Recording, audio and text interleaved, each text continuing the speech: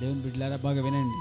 సంఘంలో ఉన్న స్త్రీలారా, ఒకవేళ లైవ్లో వింటున్న సహోదరులారా, దేవుడు నీ పట్ల కలిగి ఉన్న ప్రణాళికను నువ్వు ఎప్పుడు కూడా మర్చిపోవద్దు.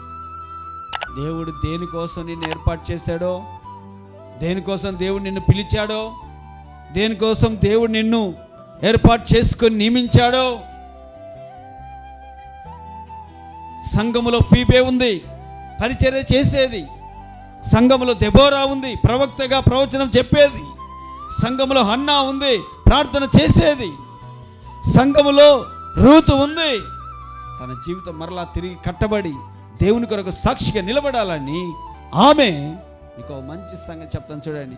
ఆ రోజు స్త్రీ అయిన ఆ రూతు తనను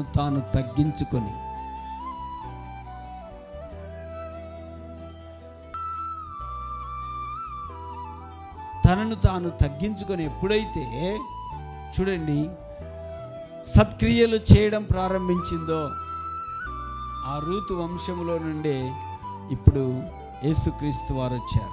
ప్రైజ్ ది లార్డ్, హల్లెలూయా.